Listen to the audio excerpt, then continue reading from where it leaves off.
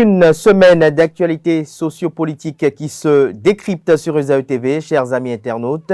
Bonjour, bon réveil, bienvenue sur Info Hebdo de ce 31 décembre de l'année 2022, le dernier numéro d'émission de l'année 2022. Et pour ce numéro d'émission, chers amis internautes, j'ai convié à ce plateau pour un débat autour de la campagne électorale en cours pour les élections législatives de janvier 2023. J'ai convié sur ce plateau Georges Anagonou. Il est socio-anthropologue, analyste politique.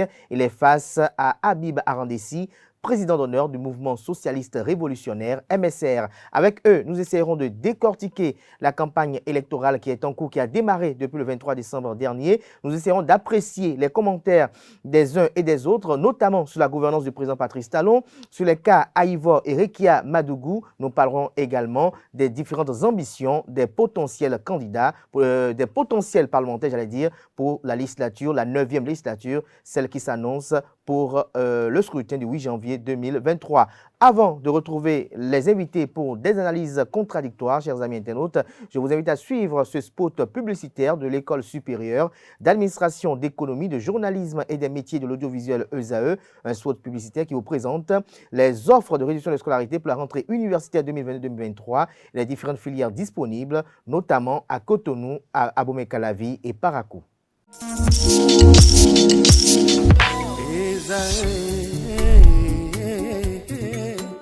Bonne nouvelle pour la rentrée académique 2022-2023. L'École supérieure d'administration, d'économie, de journalisme et des métiers de l'audiovisuel ESAE vous ouvre les portes de ses différents sites. À Gbedjomende, à Abomey-Calavi, à Kpakpa et même à Parakou, l'université ESAE vous offre des bons d'études et des demi-bourses dans toutes ses filières en licence 1, 2 et 3. Et pour les 100 premières inscriptions en master 1 et 2, bénéficiez des demi-bourses. Nouveau bachelier, vous avez au moins la mention assez bien. Inscrivez-vous vite à ESAE et bénéficiez d'un bon de 50 000 francs CFA. Étudiants, étudiantes et nouveaux bacheliers, payez 200 000 francs CFA en sciences de gestion, sciences économiques, sciences juridiques et en administration des affaires en licence 1, 2 et 3 et 500 000 francs CFA en master 1 et 2, 250 000 francs CFA en administration générale, administration des finances, journalisme et métiers de l'audiovisuel en licence 1, 2 et 3 et 600 000 francs CFA en master 1 et 2. Alors, inscrivez-vous vite et profitez des offres exceptionnelles mais également d'un enseignement de qualité à l'université d'excellence ESAE. Infoline 90 93 65 21 ou le 98 98 14 00. ESAE, l'excellence a un nom.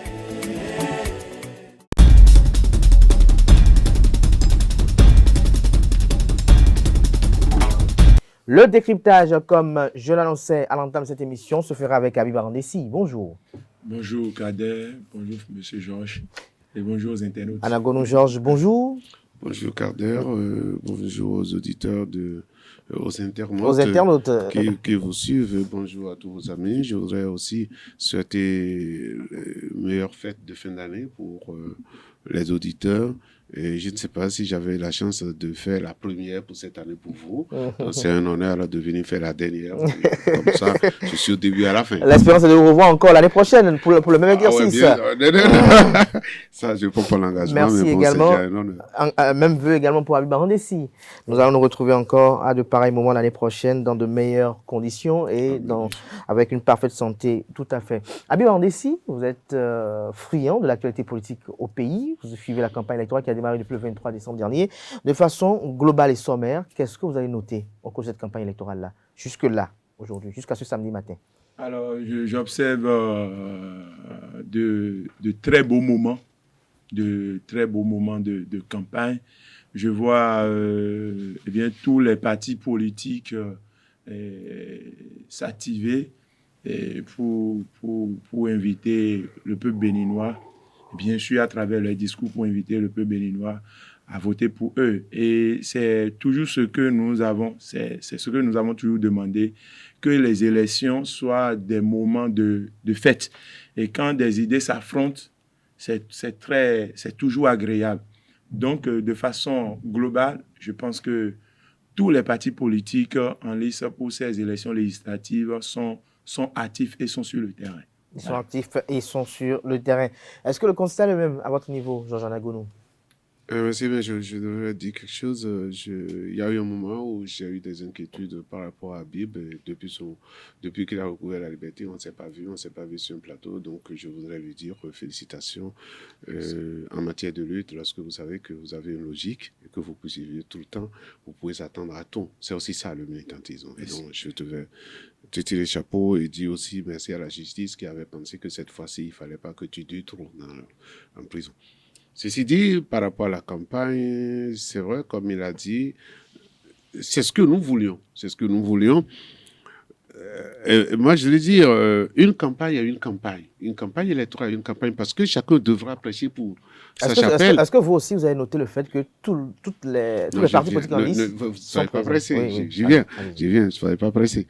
Ce qui a changé dans la campagne actuelle, c'est cette implication de la toile dans la campagne. Il y en a qui sont plus présents sur les forums, sur la toile, que sur le terrain en réalité. C'est pas si Habib a repéré cela. La campagne est plus animée sur la toile. Mais sur le terrain, moi je pense que c'est à partir de la semaine prochaine qui sera le dernier événement. Parce que vous savez, moi j'ai tout participé aux campagnes. Ce qu'on se dit, je commence pas tôt pour finir mes moyens envers les autres. Donc, on se regarde, on s'observe et on sait que la semaine prochaine sera le dernier point de truc là. Et donc, chacun doit se battre pour pouvoir et se réserver ce qu'il faut. En période de campagne électorale comme celle-ci, et surtout sur la toile, nous avons, j'aime bien voir les titres des journaux ces temps-ci, et tel coin est acquis pour telle personne, tel coin a fait allégeance. En faisant tout ça, les gens font que mentir sur le compte des populations. Parce que moi, je peux même pas vous dire ici, là où je suis là, je peux pas vous dire que mon village est acquis à ma cause encore. Pourtant, je suis sur le terrain. Vous voyez ce que je veux dire? Je voudrais que les gens soient véridiques pour savoir que lorsque le verdict arrivera, ils vont accepter le verdict. Tu voyais, rester sur la toile pour dire que tous les coins sont acquis à vous, c'est du mensonge sur le compte du peuple. Parce que les populations savent ce qu'elles savent dans leur truc là. Et si, comme je vous le disais, dans mon village, je ne suis pas le seul homme politique. Il y a d'autres tendances politiques. Et donc, je ne vais pas dire que mon village, je ne vais pas aller demander à un journaliste d'écrire que mon village est acquis à ma cause. Donc, je pense que ça, c'est aussi les éléments qui animent la campagne. Mais c'est du leurre. Le travail reste à faire. Comment on dit, le jeu reste encore à être gagné. C'est ça qu'on voulait. Et je voudrais dire à tout le monde, et surtout à l'opposition, qu'il faut que les gens se mouillent les maillots. Il faut que les gens se battent, parce qu'il ne faudrait pas qu'à l'arrivée, on se dise tout ça pour ça, moi, ça ne m'intéresse pas. Je voudrais bien que mon parti ait la majorité au Parlement, et comme nous sommes en train de faire campagne pour. Au même moment, je considère qu'il existe d'autres partis sur le terrain et qui doivent aussi avoir leur ambition et leur capacité aussi de convaincre l'électorat. C'est de ça qu'il est question. Et je te dis souvent, j'aime bien cette période-là parce que les populations ont de la valeur. Elles ont de la valeur. Alors, Habib Amandissi, tout à l'heure, Georges Anagounou a chuté sur quand même quelque chose de très probant, c'est que les populations là sont véritablement convoitées. Mais de part et d'autre, vous avez dit que toutes les sept formations politiques sont présentes sur le terrain. Mais est-ce que l'ambiance est conviviale? Est-ce que la cohabitation entre les partis politiques est agréable? Bien sûr, je n'ai pas encore vu d'affrontement physique. Je n'ai pas encore vu des expressions désagréables. Oui, bon, je pense hier, j'ai entendu quelque chose et je vais y revenir tout à l'heure. Mais déjà, c'est quand monsieur Georges disait tout à l'heure les titres des journaux, la une des journaux, mais c'est de bonne guerre. C'est de bonne guerre. C'est une manière de dissuader l'adversaire sur le terrain. Quand tu dis que toute l'université est acquise, tous les étudiants sont d'accord avec tel parti politique. Mais tu sais que c'est pas vrai. Mais c'est vrai que ce n'est pas vrai, mais ça te pousse à travailler. Toi qui es peut-être à tête dans le même milieu que cet homme politique, ça te pousse à dire ah bon. Rival. Donc voilà, quand tu as un adversaire devant toi, tu dis ah bon. Donc ça te pousse à mouiller le maillot. Et aussi, quand il y a de ces titres-là qui dissuadent, qui convainquent c'est-à-dire les citoyens Quand un citoyen tombe sur la une d'un journal et on lui dit que eh bien, tous les étudiants sont d'accord pour tel parti politique, lui se dit, bon, si tous les étudiants sont d'accord, qu'est-ce que moi je fais alors? Moi-même, je suis d'accord. Donc, c'est un effet. Donc, c'est normal dans cette période de... C'est l'objectif visé par la communication. C'est aussi normal. C'est aussi l'objectif... Je me place dans le cadre d'un analyse que je puis dire qu'on est en train de mentir sur le compte du peuple. Même non, vous devez l'accepter. Parce que je dis, vous devez l'accepter. C'est une stratégie de marketing. Mais Jean-Jean Agonou, c'est véritablement l'objectif visé. C'est de se servir de ce titre-là également pour avoir davantage de personnes acquises à la cause. Il faut dire que nous vivons, je répète, nous vivons un moment exceptionnel depuis 2016. Que toutes les tendances soient au rendez-vous et que chacun puisse faire sortir ses armes pour convaincre la masse, c'est exceptionnel. Et c'est ce que nous voulons. Nous voudrions quand même avoir cette fièvre-là à toutes les élections. Mais là, vous félicitez Patrice Talon ou pas? Non, c'est ce qui est, c'est ce qui devait être. C'est pas une question de félicitations. Féliciter Talon, c'est une manière de renier notre histoire. Son pouvoir a détruit cette ambiance mais aujourd'hui, son pouvoir détruit cette ambiance dans laquelle nous étions quand il y a élection. Mais est-ce que vous avez aujourd'hui c'est en train d'être réparé. On ne peut que dire que notre démocratie est en train de se réinstaller, puisqu'elle a été désinstallée depuis 2000. C'est pas une application, après tout. Alors, Jean-Jean Agonou, est-ce qu'au regard de l'effectivité de cette campagne électorale, on peut dire qu'elle atteste de la bonne santé de notre démocratie? Absolument. Non, absolument. Nous qui avions lutté, qui avions souhaité que toutes les tendances politiques soient présentes aux élections et dans la campagne, je pense que c'est pour ces objectifs-là. Ce que je voudrais dire, et je le dis souvent, je le redis ici, je dis la vie d'un homme, la vie d'une société, ça contient des hauts et des bas, de toute façon. Mais à l'arrivée, c'est tout ça qui constitue l'histoire de vie d'une société, ou bien l'histoire de vie d'une personne. Donc, tout ce qui est arrivé avant, je voudrais être fataliste pour dire, c'est peut-être que c'était nécessaire pour que nous puissions en arriver là où nous sommes. C'est peut-être que c'était nécessaire. Et donc, si c'était nécessaire à faire, moi, je rime ça au fait que vous êtes en train de construire votre maison.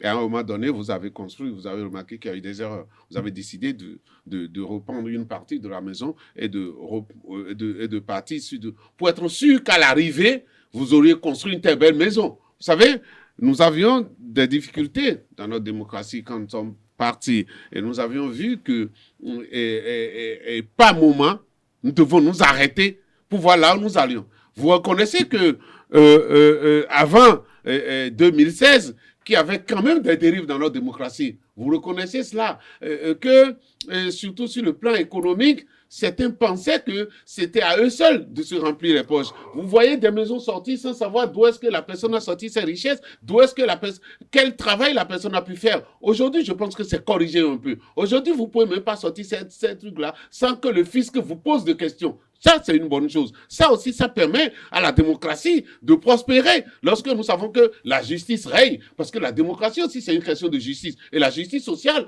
a une place de choix dans ce que nous avons voulu. Donc, conduit pour qu'on en arrive aux élections de 2023. 2023, c'était des étapes nécessaires dans notre démocratie. Et c'était des réajustements nécessaires dans notre démocratie. Si nous avons fini de faire ces réajustements-là, eh bien, nous devons encore chercher à réhabiliter notre démocratie, à réparer les parties qui sont un peu tordus pour que l'édifice soit un édifice bien construit. Donc, à partir de ce moment-là, moi, je n'exclus pas qu'il y a eu des ratés dans la chose-là. D'ailleurs, oui. Je suis très fier aujourd'hui de le dire. Je le disais avant, mais lorsque le chef de l'État lui-même, et c'est ça que j'aime, c'est difficile d'être Patrice Talon en fait. C'est-à-dire que je suis en train de poser un pas, c'est un mauvais pas, mais je cherche une finalité je viens reconnaître devant les gens. Et devant la communauté internationale, dit oui, c'est vrai, par moment, nous avons piétiné des avancées démocratiques. Mais nous avions besoin de passer par là pour pouvoir construire une économie solide. Sauf si Habib dit aujourd'hui que l'économie que nous avons aujourd'hui n'est pas plus solide que celle que nous avions il y a longtemps. Vous savez, donc la campagne que nous sommes en train de vivre et que nous voudrions vivre jusqu'à la fin, c'est cette fête démocratique qui nous a pas un moment manqué. Elle est revenue, nous devons en profiter et nous devons dire à tout le monde que lorsque la fête elle est comme ça et que les élections sont ouvertes, personne n'a alors de raison de faire des trucs de frustration. Personne n'a raison d'être frustré et de sorte à verser dans la violence. Vous allez voir que les violences que nous avions vécues les élections passées, on n'aura plus pas cette fois-ci. Parce que cette fois-ci, on a permis à tout le monde d'aller exposer son truc-là. Même ceux qui sont, vous avez remarqué, même ceux qui sont inscrits, sont à l'extérieur, sont en exil, sont en train de participer d'une manière ou d'une autre aux élections. Moi, j'ai des affiches des affiches de la Diavon qui appellent à voter pour les démocrates. Moi, j'ai vu des sorties de Komikoutié. J'ai vu. Oui, sorti de Komikoutié, mais est-ce que pour Adjavon, c'est pas peut-être une manipulation de l'opinion? Alors non, pourquoi je ne. Moi, je dis que c'est une manière de participer aux élections. Tout à fait. Je ne voudrais pas me prononcer sur la position du président Sébastien Adjavon, mais je voudrais dire que rien n'explique et ne justifie la restriction des libertés. Ces étapes, ces malheureux moments que nous avons traversés n'expliquent rien du tout. Parce que ce n'est pas en faisant une restriction des libertés, ce n'est pas en piétinant les libertés qu'on lutte contre la corruption. Et cette lutte contre la corruption dont nous parlons, on avait tous dénoncé ce mauvais tableau, cette mauvaise image de notre pays. Mais cette fois-ci, c'est qu'on a écarté tout simplement une partie. On a dit à une partie, vous n'avez plus le droit de vous faire plein les poches. Maintenant, non, écoutez-moi. Oui. Le cercle est réduit. Il s'agit d'une petite... Ils sont combien maintenant? Non, attendez. Il s'agit d'une petite bourgeoisie locale qui détient, tout ce qui appartient à la masse. Est-ce que vous n'affirmez pas? Est-ce que vous n'affirmez pas? Nous avons tout dit. Parce que lorsque vous dites qu'il y en a qui sont parlé aussi, laissez-moi aller au bout de mes idées. Donc, cette manière de dire qu'aujourd'hui, on a corrigé cette mauvaise image de corruption qui entachait notre pays. Vous payez vos impôts aujourd'hui? Je dis, on n'a jamais lutté réellement contre la corruption au profit du bas peuple. Aujourd'hui, ce qui se passe, c'est qu'on a écarté. On a d'abord supprimé la classe moyenne et puis on s'est constitué en un petit groupe pour s'accaparer de ce qui appartient à Qu'est-ce qui vous amène à affirmer cela? Qu'est-ce qui vous amène à... Est-ce que vous faites des affirmations gratuites? Est-ce que vous faites pas des affirmations gratuites? Je voudrais chuter à ce niveau. Oui, justement, c'est ça que vous posez la question. Est-ce que vous faites pas des affirmations gratuites? Malgré toute la communication autour de la lutte contre la corruption, le quotidien du Béninois devient de plus en plus précaire. C'est d'ailleurs pourquoi la vie du Béninois devient Non, mais c'est le lien. Si tant est qu'on faisait de la lutte contre la corruption, il y a des cadres de ce régime, de vrais soutiens de ce régime. Il y en a même qui sont décédés en prison. S'il vous plaît. Si tant est que il y a une véritable lutte contre la corruption. Donc pour vous, il n'y a pas de lutte? Non, écoutez, l'effet là, c'est sur le quotidien du Béninois. Mais quand vous voyez le Béninois d'hier, la vie du Béninois d'hier et la vie du Béninois d'aujourd'hui, mais il n'y a pas de comparaison. Nous sommes dans la misère, nous sommes dans la famine. Les gens peinent à trouver deux repas par jour. Donc, rien n'expliquait. Quelle est la mesure? Non, écoutez, rien n'expliquait. Vous vivez dans un environnement, vous vivez dans un contexte, vous vivez dans un milieu social. Il suffit de circuler un peu et vous allez comprendre. C'est sûr que vos téléphones sonnent chaque jour pour vous demander des mobile money. Oh, c'était pas comme ça. Mais ça toujours été comme ça. C'est la preuve qu'aujourd'hui, le Béninois vit mal. Et ne pas le reconnaître, moi, ça me pose un problème.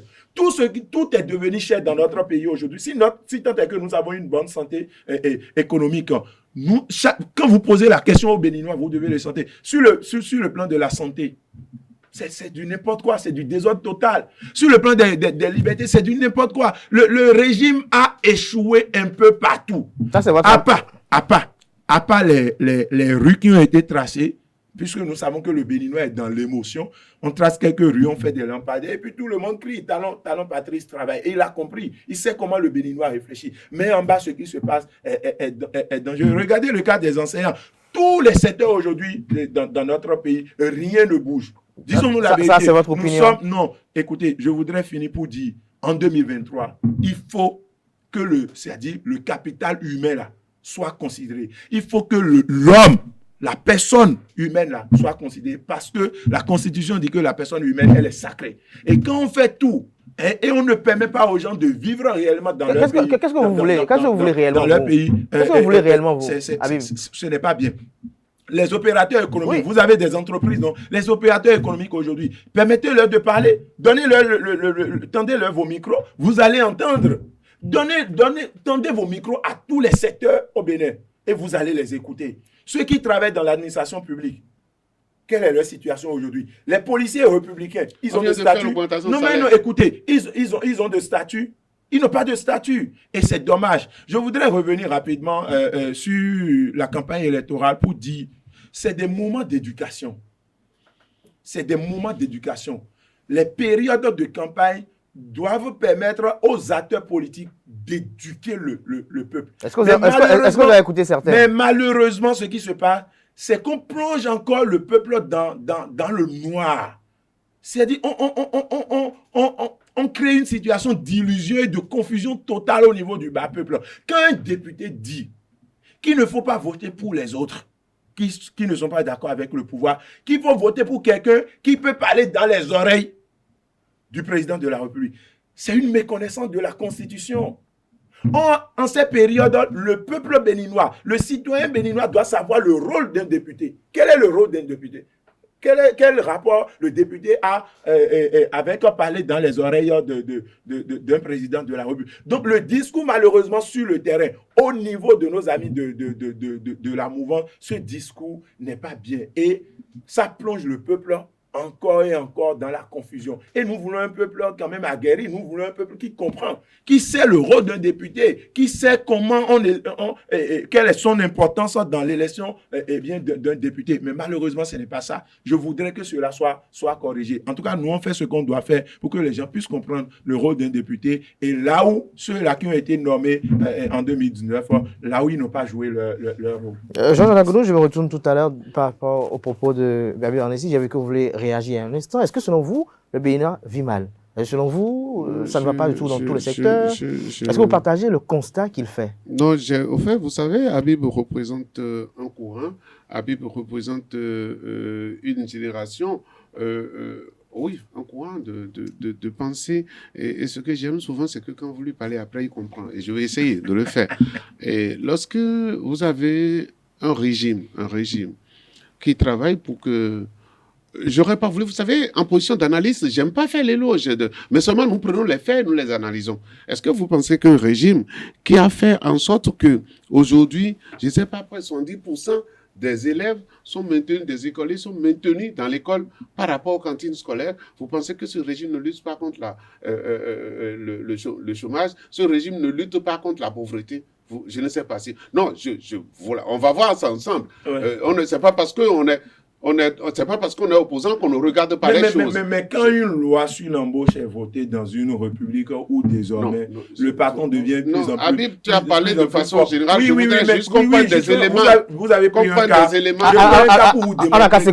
a une certaine précarité aujourd'hui même de l'emploi. Il n'y a pas d'emploi. C'est une politique. Non, malgré que je ne sois pas d'accord avec la loi sur l'embauche, mais les économistes pensent parfois que lorsque vous libérez l'emploi, lorsque vous libérez le travail, que ça libère l'énergie au niveau, ça libère les entrepreneurs et qu'ils peuvent employer des gens comme... Seulement, attendez.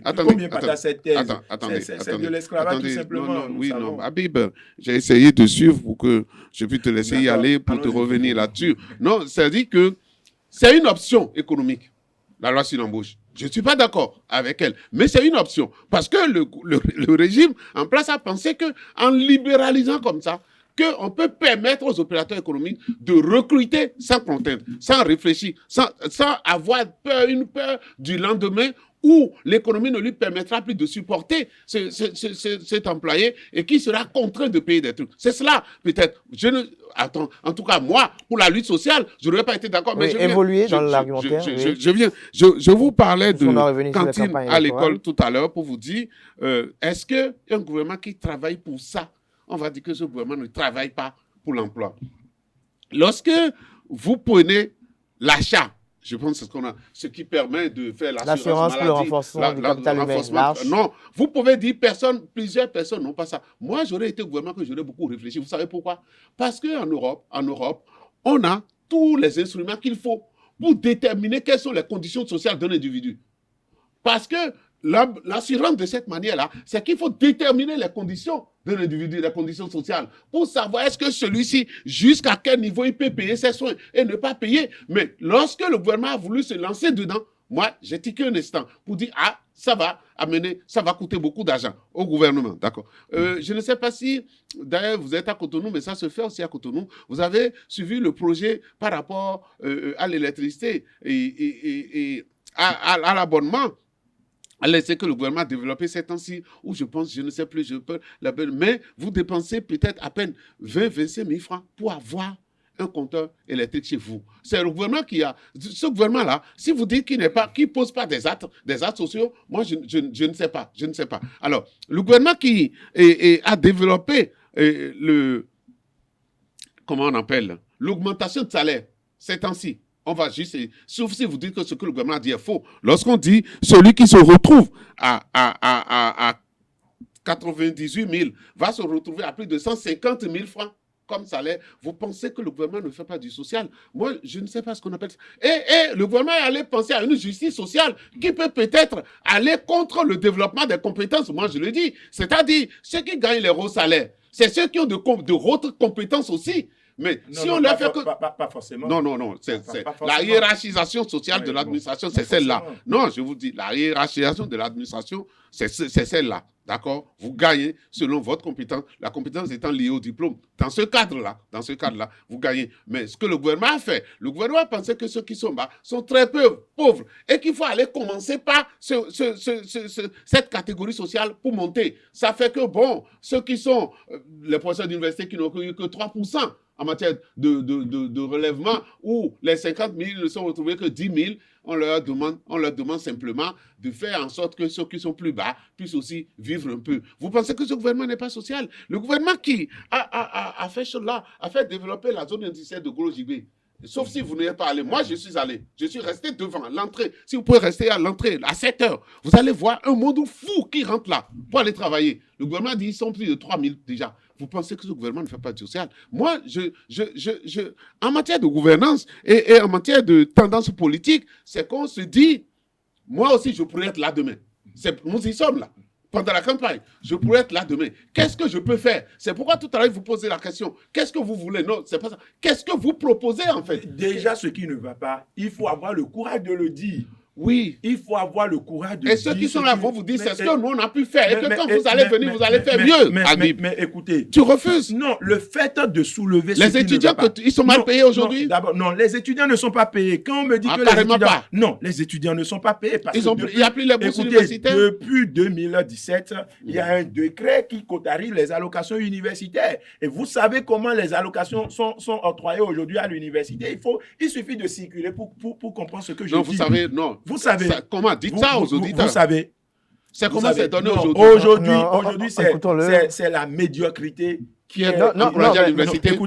Écoutez-moi, c'est un milieu. Il faut quand même décrire les phénomènes au lieu de... C'est un milieu que je maîtrise très bien. Le gouvernement qui a envoyé des momos aux jeunes filles pour les encourager. Non, arrêtez. C'est faux. Arrêtez ça. Des momos aux jeunes filles. Dès que vous dites, c'est comme si c'était à d'autres faits. Moi, mon rôle, en réalité, mon rôle, je ne suis pas ennemi. Non, je n'ai pas un problème de personne avec ceux qui sont au pouvoir. Écoutez, mon rôle à moi, et le rôle de tout citoyen d'ailleurs, c'est de crier là où ça ne va pas. Absolument. Nous ne sommes pas des griots. Je ne suis pas un griot. Mais justement, mais lorsqu'on dit que ça ne va pas, on vous écoute. Lorsqu'on dit que ça ne va pas, on dit que c'est médiocre. Qu'est-ce qui vous amène à qualifier la situation de médiocre? Vous ne me laissez pas parler. Je vous laisse parler. Alors, tout à l'heure, vous avez fait près de 15 minutes de démonstration. Je vous ai laissé même avec J'aime bien t'écouter, donc je te laisse parler. Ne pas reconnaître aujourd'hui, vous ne voulez pas me laisser parler, il n'y a pas de souci. Ne pas reconnaître que le quotidien du Béninois. Dans ce monde, il n'y a rien de parfait. Non, c'est vrai qu'il n'y a rien de parfait. Et c'est ce qui n'est pas parfait là qui me pose, ça dit que moi je suis. Est-ce que moi je peux dire ce qui va? Non, oui, c'est là le débat. Non, c'est votre rôle, c'est votre rôle. Nous D'accord. sommes sur un plateau de télévision et vous faites le lot du pouvoir, vous exposez ce que le pouvoir a fait. Comment? C'est pas un jeu. Oui, non, c'est normal. C'est pas un jeu. Mais moi, je dis des faits qui n'existent pas, je ne le ferai jamais. Je t'ai évoqué tout à l'heure des faits qui existent. Mais vous n'êtes pas arrivé, vous autres par exemple, à dire ce qui ne va pas dans le pays. Donc, permettez-moi. À moi, tu ne me diras pas ça. Non, monsieur. Je t'ai dit tout à l'heure que la loi sur l'embauche, je ne suis pas d'accord avec. Dans le cadre de ce débat. Par rapport à la campagne électorale, pourquoi on revient à ce qui nous réunit pour ne pas qu'on perde le temps? Non, c'est les éléments qu'on doit utiliser pour convaincre les gens pendant la campagne. Donc, ça marche. Vous avez suivi mon intervention sur les réseaux sociaux hier. Je pense que j'ai pris 1 heure de temps pour démontrer pourquoi on ne peut plus donner du crédit aux partis politiques de la mouvance. Pour revenir aux élections législatives. Voilà un régime qui a décidé de nommer en 2019 83 députés. Donc le régime a décidé, l'exécutif a décidé d'embrigader le législatif. Est-ce que ça, ce n'est pas une affirmation? Non, laissez-moi parler, c'est ma position. Alors, ces 83 députés sont des prolongements du pouvoir. 2019 va 2023.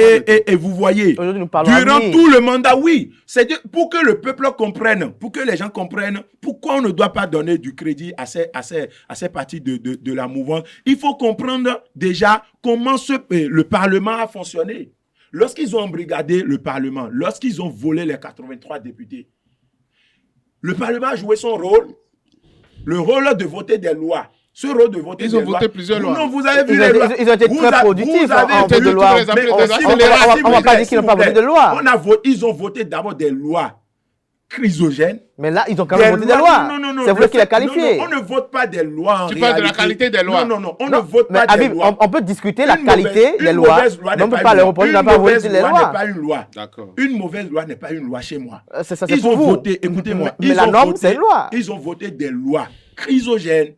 C'est vous qui les qualifiez de chrysogènes. Qui nous ont conduits à des affrontements. Ils ont voté des lois qui nous ont conduits à de l'emprisonnement. Mais les lois que relaient de 2019 ne sont pas des lois votées par la législature. Laissez-moi parler. Oui, les lois, parce qu'il ne faut pas qu'on envoie un peu nos amis internautes qui nous suivent. Les lois qui ont conduit le pays dans les tristes événements électoraux en 2019. La révision de la Constitution. La révision de la Constitution. 2019, les premiers 2 mai, c'est pas la révision de la Constitution.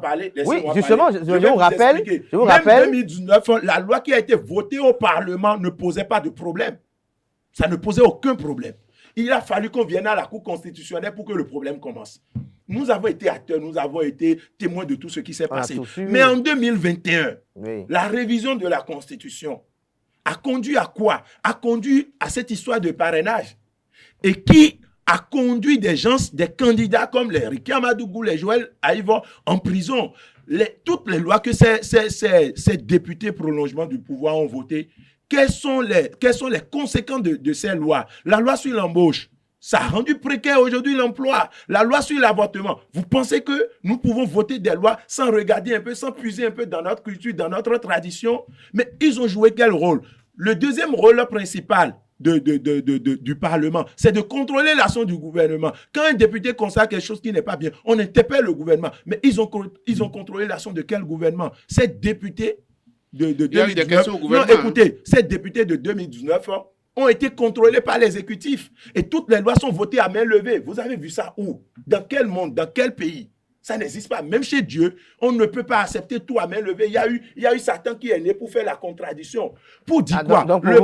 Pour vous, mais oui, le Parlement, c'est le peuple. Le Parlement, c'est le peuple. On ne peut jamais avoir dans un Parlement un débat. Non. Tout le monde déplore. On ne peut jamais avoir dans un Parlement un débat à sens unique. Tout le monde a déploré cela, mais on parle d'avenir aujourd'hui. Non, mais je suis en train de venir. Vous savez, quand on n'est pas dans le feu de l'action, c'est facile de dire, bon, les autres ont mal fait, ils ont si fait. Alors aujourd'hui, qu'est-ce que vous proposez? Voilà. Aujourd'hui, c'est facile de dire, Patrice n'a pas fait ci, les députés ont fait ci, la route a fait oui. Les lois sont chrysogènes. Alors, comment faire aujourd'hui? Qu'est-ce que vous proposez? Quelle est l'alternative proposée pour ne pas que les lois qui sont votées par les votes ne sont pas chrysogènes? Je vais continuer dans cette logique pour dire ce qui s'est passé avec ce Parlement Bah, mais... Ce que vous soutenez aujourd'hui était au Parlement aussi. Non. Et nous avons vu la fièvre de ce Parlement. Ce dont nous parlons aujourd'hui, là, c'est-à-dire le parti que nous soutenons aujourd'hui. Lorsque Roger Sogo déplorait les valises d'argent ils ont été au Parlement, il a fallu des Rosine Sogo pour qu'on arrive à comprendre ce qui se passe au Parlement. Mais vous avez compris, qu'est-ce que vous avez compris de ce qui s'est passé dans le Parlement récent? Et tout ce qui s'est passé dans ce Parlement qui vient de finir nous conduisent à dire, à appeler le peuple à donner l'image qu'il faut à notre Parlement. Nous voulons un Parlement équilibré. Nous voulons un Parlement où des gens arrivent à soulever les problèmes, les réels problèmes du peuple. Nous voulons un Parlement où les débats, les idées s'affrontent.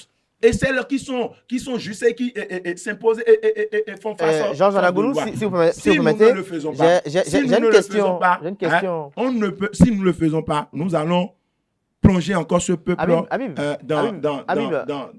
non, écoutez-moi. Oui. Vous ne me laissez pas parler. Oui, ça fait 10 minutes que tu parles. Non, mais chaque fois quand... Il est là, vous savez, depuis. Non, monsieur, ma question. C'est parce que j'ai refusé de changer de position. Parce que chaque fois, oui. Mais c'est ça. Cadet tente de m'embrouiller. Non, du tout pas. Mais c'est ça. Moi, j'ai une question particulière à vous poser. Oui. Dans votre développement de tout à l'heure, il y a maintes fois, vous avez entendu le peuple. Oui. Pour le simple constat, lorsque nous regardons la campagne électorale, l'Union progressiste, ils ont des soutiens. Des soutiens, quoi qu'on dise, indéfectibles. Le Bloc républicain a des soutiens, quoi qu'on dise, indéfectibles. Moël Bénin également. L'UDBN a également des gens qui croient en ce parti politique dirigé par une femme. Oui. Alors, le peuple pour vous, c'est quoi? C'est qui le peuple pour vous? Mais la question que vous posez, je ne comprends pas votre question. Qui est le peuple? Oui, pour vous, le peuple, c'est vous et moi. Le peuple, c'est les compartiments. Mais lorsque vous dites que tout le peuple a rejeté... Non, écoutez. Est-ce que vous ne faites pas un peu comme la communication que Georges Anagoulou déplorait tout à l'heure? Écoutez. Quand un député en réalité... C'est une entité empirique? S'il vous plaît. Ceux qui vont apporter leur soutien à la loi sur l'embauche, par exemple, comparativement à ceux qui sont contre, vous allez comprendre ce que veut le peuple. Tout le monde ne peut pas être d'accord, c'est vrai. Mais quand la majorité, la masse, est touchée et que cela n'est pas reflété dans notre Parlement, il se pose un problème. C'est ce que j'appelle le peuple. Quand il y a débat à l'Assemblée nationale, cela suscitait l'engouement de la population. On aimait ce qui se passe. Des gens venaient avec des gonds au Parlement, une expression populaire. Quand le peuple n'est pas d'accord dans nos quartiers, dans nos arrondissements, on venait avec des gonds, on venait avec des branchages pour dire « nous ne sommes pas d'accord ». Mais aujourd'hui, on n'a plus rien de tout ça. On en veut. Nous voulons des députés qui tapent la table pour dire on n'est pas d'accord. Cela suscite l'engouement du peuple. Vous voulez instruire la pagaille Non, ce n'est pas de la pagaille, c'est l'expression populaire. Et l'Assemblée nationale, c'est la représentation du bas peuple. Et la Constitution... Toujours le mot peuple. Mais écoutez, la Constitution dit que le député n'est pas un représentant, n'est pas exclusivement le représentant d'une circonscription électorale. Il est le représentant de la nation tout entière. Tout à fait. Autrement, quand nous voyons un député debout, il doit refléter les aspirations populaires. Mais malheureusement, ce Parlement, quel est le rôle? Vous avez vu le Parlement contrôler l'action du gouvernement? Ils l'ont fait à leur manière, n'est-ce pas, Ils l'ont fait à leur manière, bien sûr. En fait, ce que je c'est sûr que si vous voulez au pouvoir aussi, on aura des réclamations contre vous. Attendez que je vienne au pouvoir, le temps définira... Justement. Ce que je constate chez Abiy, c'est qu'il refuse d'aller de l'avant. Il ne trouve d'argument que quand il rentre dans le Parlement sortant. Alors qu'il faut aller de l'avant. Nous sommes en train de dire, nous avons tout déploré, il le disait tout à l'heure, nous avons tout déploré que ce qu'on appelait le Parlement monocolore. Nous avons tout déploré cela et nous sommes battus. Chacun à sa manière, pour qu'il y ait de la pluralité désormais. Et c'est pourquoi je dis que les partis d'opposition, surtout les démocrates, doivent se mouiller les maillots pour qu'à l'arrivée, on ne dise pas tout ça pour ça, d'avoir 2-3 députés. Donc, il faut qu'ils se mouillent les maillots. Il n'y a pas de raison valable qu'on va donner aux députés. C'est ça qui a fait qu'on n'a pas de députés. Ce que je voudrais dire... Mais en mouillant le maillot aujourd'hui, est-ce que l'alternative, c'est de proposer quelque chose aujourd'hui? Est-ce qu'il suffit juste de dire ce qui est fait par les autres, c'est mauvais? Non, j'aime bien quand il dit, par exemple, on ne veut pas d'un Parlement où on ne tape pas sur la table. C'est un argument. Oui, mais est-ce que taper... Voter pour ceux qui savent taper sur la table. Voilà. Jean, nous évoluons dans un monde davantage moderne. Est-ce qu'aujourd'hui, taper sur la table, c'est la solution pour remplir... Non. Ça, c'est des épiphénomènes. Vous ne vous attendez pas là-dessus, on ne va pas s'attarder là-dessus. Ce qui est sûr, c'est que le Parlement de contradiction nous a manqué. Voilà. Vous êtes d'accord avec moi? Tout à fait. Et donc, aujourd'hui, on peut être dans un Parlement de contradiction et avoir en même temps un groupe majoritaire.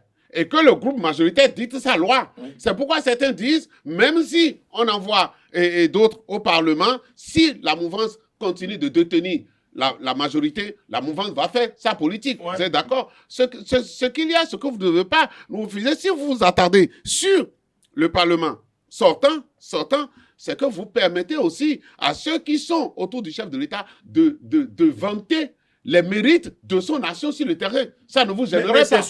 Voilà, c'est ce que je faisais tout à l'heure quand j'ai commencé par vous faire des démonstrations. Oui, pour dire, voilà, sur telle action du gouvernement, nous devons en être fiers. Nous devons en être fiers. Et ce que vous avez dit, c'est vrai, les expressions de campagne sur le terrain, parfois, ça, les gens déraillent, il faut le dire.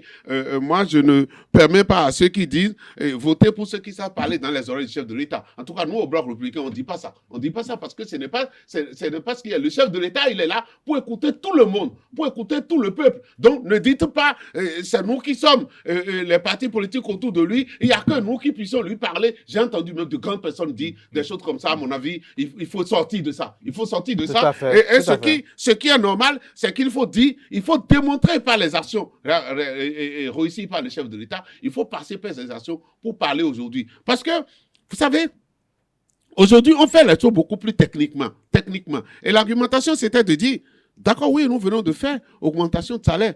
Mais notre souci, c'est que nous puissions soutenir cette augmentation de salaire pour que ça puisse durer dans le temps. Nous n'allons pas faire pour que le régime qui arrive à avoir tellement de difficultés sera obligé de faire de rabattre les salaires. Voilà ce que je veux dire. Donc, on pense à l'avenir. Et donc, on gouvernement qui travaille comme ça. Et quand vous parlez de la pauvreté, je ne sais pas si les indices de la pauvreté des Nations Unies placent le Bénin au bas de l'échelle aujourd'hui. C'est pas encore le cas. Cela veut dire qu'on a essayé d'évoluer un peu. Est-ce que vous pensez que la vie coûte cher au Bénin aujourd'hui, plus que dans les pays qui nous entourent? Sauf si vous ne faites pas d'enquête. C'est faux. C'est faux. Et qu'est-ce que le gouvernement a essayé de faire? Le gouvernement a essayé de contenir l'inflation. C'est ça aussi l'action du gouvernement. Parce que si le gouvernement n'avait pas contenu même l'action de l'inflation, l'augmentation qui est faite aujourd'hui ne servira à rien.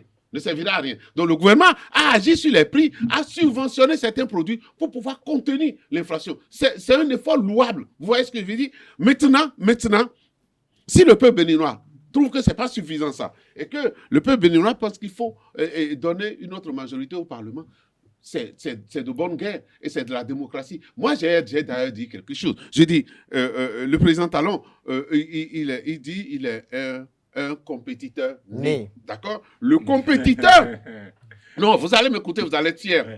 Le compétiteur n'a de valeur que lorsqu'il est dans la contradiction. Lorsque la contradiction l'entoure et que lui fait tout pour émerger dans ce milieu-là. Là, il est un bon compétiteur. Et donc, le Parlement qui est passé ne lui a pas permis d'être de vrai compétiteur. Et je souhaite que le Parlement qui vient, qui sera pluraliste, fera qu'il dira l'âme de celui qui s'est... Georges Anagounou, oui. Avant de me retourner vers Habib Arandessi, vous parlez tout à l'heure des thèmes de campagne des uns et des autres. Il y a quand même un thème de campagne de certains partis politiques qui a retenu l'attention des uns et des autres. C'est les cas à Ivor et Madougou, où d'aucuns estiment que leur priorité à eux, au sein de la 8e législature, c'est de prendre une loi d'amnistie en faveur de Rekia et de vous savez, lorsque le chef de l'État a reçu TV5 et France Inter la dernière fois, il n'a pas écarté devant le président Talon et le président Macron. Le chef de l'État a dit, il est possible qu'on puisse prendre des lois d'amnistie demain, que ça peut être en son temps ou au temps de notre président. Cela veut dire que la chose est possible. Donc aujourd'hui, si on utilise ça comme thème, c'est de bonne guerre aussi de dire votez pour nous et comme ça nous allons voter au Parlement des lois. Autrement dit, faites en sorte que nous on ait la majorité au Parlement. Vous voyez que c'est de bonne guerre. Et les autres qu'on appelle au retour des acteurs politiques qui se retrouvent hors du territoire national. Parce que ça va se faire dans le cadre d'une loi prise à l'Assemblée nationale. Vous voyez ce que je veux dire? Mais C'est de bonne guerre que les autres aussi disent en ce qui concerne les réalisations de ce gouvernement, depuis lors jusqu'à maintenant. Et vous savez, les contractuels de l'État, les aspirants qui changent de statut maintenant, c'est rien que des travailleurs de l'État.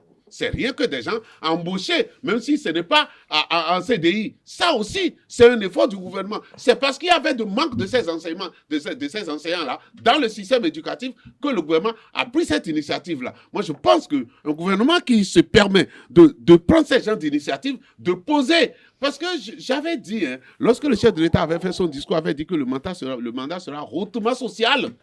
J'ai regardé à l'homme qu'il est.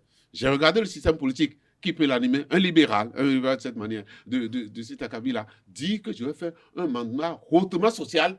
J'avais des pincettes par rapport à la déclaration, mais ce qui s'est passé surtout en ces derniers temps-ci, avec l'augmentation de salaire, avec ce qu'on a fait pour les jeunes filles les plus intelligentes de leur milieu. Les momos, vous voyez, comme vous l'avez dit tout à l'heure. Les jeunes filles, c'est pas de ça que je parle. Aime ça aussi, les momos. Non, le gouvernement a fait un geste, et pour que ça puisse aller vite, on a utilisé le moyen de paiement le plus facile. Des transferts électroniques. Moi, j'ai trouvé que le gouvernement a tenu parole. Le chef de l'État tient parole par rapport à « je vais faire un mandat hautement social ». D'ailleurs, je lui dirais qu'il a intérêt, parce que s'il ne fait pas ça, lui va passer tout le temps à faire l'économie, d'accord, pour le pays. Et quand il va partir, quelqu'un d'autre viendra, va distribuer cette économie-là, elle va disparaître. Lui-même n'a qu'à profiter pour être en train de faire les actions sociales qu'il est en train de faire. Habib, vous voyez, c'est votre rôle de rester dans... Je conteste, c'est aussi notre rôle de démontrer des éléments qui nous permettent de dire que la politique qui a été menée depuis 2016 est une politique... On va laisser Habib réagir puisqu'il veut réagir, là.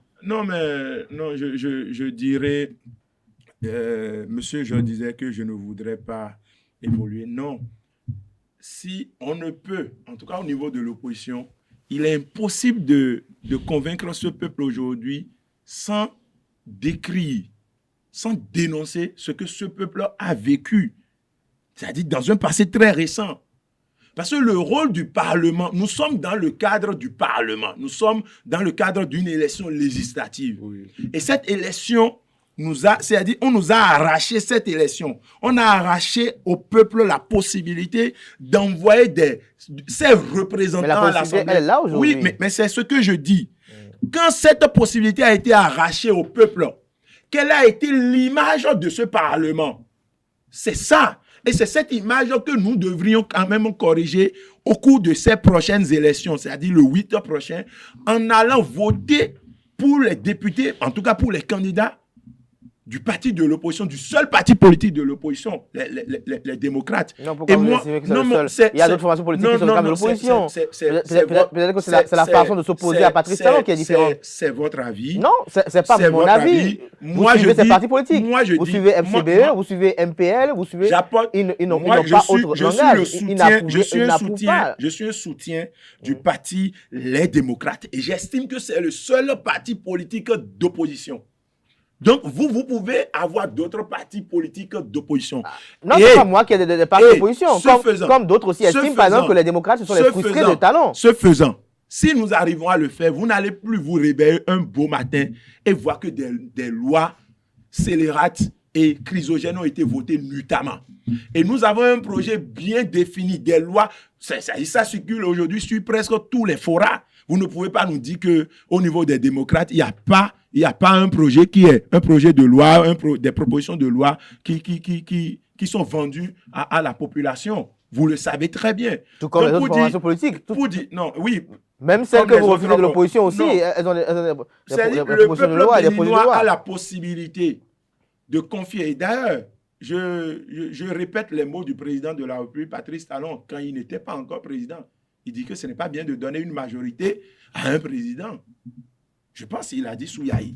Alors je le dis, je répète aujourd'hui, ce n'est même pas, c'est grave pour le peuple si on donnait une majorité à ce régime en place. Parce qu'ils ont volé la majorité. Vous savez ce qu'ils ont fait avec cette majorité. Alors Habib, une question avant, nous tendons progressivement vers la fin de cette émission. Le président Nicéphore Dieudonné Soglo a adressé des vœux à la nation et au cours de ces vœux-là, on peut déduire que l'année 2023 a été prédite comme l'année de la réconciliation nationale. Qu'est-ce qu'on peut sous-entendre là? Alors, au-delà de nos positions politiques, au-delà de eh bien, du fait que les gens soient de la mouvance, d'autres de l'opposition, il y a quelque chose qui nous unit. Le Bénin. Le Bénin, notre patrie, nous sommes tous des Béninois. C'est pourquoi moi je dis, affrontons-nous dans les idées. Mais quand nous quittons ce cadre, nous sommes des frères. Et aucun développement n'est possible dans la division, dans la haine, non, la réconciliation. Et c'est ce que nous avons toujours demandé au président de la République, parce que ce qui nous a conduit à la division et tout ça, c'est la frustration, c'est l'exclusion. Et si le président Nicéphore Dieudonné Sogo tend la main, parce que c'est une manière de tendre la main au système en place, je pense que cette réconciliation va énormément profiter au bas peuple, va énormément profiter au développement de notre pays. Et je pense que si 2023 peut servir à cette réconciliation, eh bien, c'est le Bénin qui gagne. Jean-Jean Agonou, un mot pour conclure? Non, je pense que le président Nicéphore Soglo a raison. Lui qui est un homme de culture, n'oubliez pas que c'est en cette année 2022 que nous avons fait revenir les reliques. Nos joyaux qui sont restés en Europe. Et c'est un premier pas pour toute l'Afrique que nous puissions faire venir cela. Je pense que c'est quelque chose qui a réuni tous les Béninois. Et vous avez vu, le gouvernement avait fixé, je pense, près de 3 mois pour les premières visites, et ça n'a pas suffi. On a relancé encore. Donc tout le pays béninois s'est senti le dernier... Il est allé visiter? Bien sûr, c'est pour nous. Très bien. Donc on était ensemble. Oui, c'est pour nous. Ça, il n'y a pas position. Non, mais il n'y a pas position politique là. Au contraire. D'ailleurs. Mais dans l'opposition, il y a d'autres qui estiment qu'il ne fallait pas aller. Mais justement, vous savez, l'opposant, ce n'est pas son rôle de faire le loge du pouvoir. Donc c'est pourquoi il refuse. C'est pourquoi. Même quand c'est bon, que j'affectionne très bien d'ailleurs. Non, parce qu'il est dans le principe de l'opposant. On ne peut pas dire, vous et moi, on ne peut pas dire que depuis 2016, le président de la République n'a pas fait quelque chose de positif. Mais ce n'est pas moi mon rôle. Vous êtes là pour dire ce qui est positif. Et vous êtes là pour dire ce qui est négatif. Pour soulever ce qui n'est pas bien. Et voilà, et la démocratie. La proposition n'est pas faite au gouvernement. La proposition n'est pas faite au gouvernement. C'est au peuple. Le rôle de l'opposition, c'est de critiquer le pouvoir en place et de faire des propositions au peuple. J'ai été gentil depuis le début. Quand je vois des grands politiciens, des grands hommes politiques, qui ont une carrière donnée, qui disent qu'il faut critiquer le pouvoir, mais de faire des propositions au pouvoir. Je dis, mais c'est qu'on ne comprend rien de la politique. Non, parce que l'opposant ne fait pas de proposition au pouvoir. L'opposant, sa proposition, c'est au peuple. C'est au peuple. Non, Habib, attends. Oui. L'opposition peut dire, le gouvernement a mis TVA à 18%. Si nous venons, nous pouvons mettre ça à 6%. Mais c'est de ça qu'il s'agit. Oui, je suis d'accord avec ce discours. Le gouvernement privilégie la cantine scolaire. Oui. Si nous venons, nous allons plutôt faire cantine collège. Oui. C'est des propositions. Oui, je suis d'accord avec vous. Moi, j'ai suivi quand le président Yahi a lancé microcrédit. Quand les gens critiquaient, j'ai dit, personne ne viendra de l'autre. La preuve, c'est que quand Ngouédia a voulu faire proposition, il a dit que lui va amener ça à 100 000 francs. Vous vous rappelez? Oui. Donc, il y a des actes qu'on ne peut pas comprendre. Mais je voudrais accompagner le président Soglo pour finir, pour dire que c'est vraiment le dernier élément qui a permis au président Soglo de dire que c'est l'année de réconciliation. C'est cette magie qui a fait que les démocrates puissent participer aux élections législatives. Pourquoi parler de magie? Je pense que... c'est de la magie. Ah bon, lui-même le sait. Vous l'avez vu? Merci. Non, la Cour constitutionnelle, on va essayer du côté de la régie de régulation de la vie sociale. Et donc, mais ça, c'est du bonheur. C'est du bonheur, n'est-ce pas? Je rappelle que vous êtes analyste politique, socio-anthropologue. Merci également à Habib Arandessi, que j'affectionne beaucoup d'ailleurs. Non, mais moi aussi. Merci Habib Arandessi d'être là chaque fois qu'on fasse appel. Merci. Merci également à nos amis internautes qui ne manquent aucune occasion, aucun samedi pour prendre le rendez-vous de cette émission hebdomadaire qui décrypte de façon sommaire l'actualité politique de la semaine au Bénin. Merci à tout un chacun. Chers amis internautes, c'était avec un réel plaisir que nous vous avons servi tout au long de cette année 2022 qui s'achève ce jour à 23h59 à partir de 0h. Nous tombons dans une nouvelle année. Et donc, chers amis internautes, on se retrouve demain 1er janvier 2023 pour l'inviter. Jusque-là, portez-vous bien et belle suite de programmes sur ESAE TV.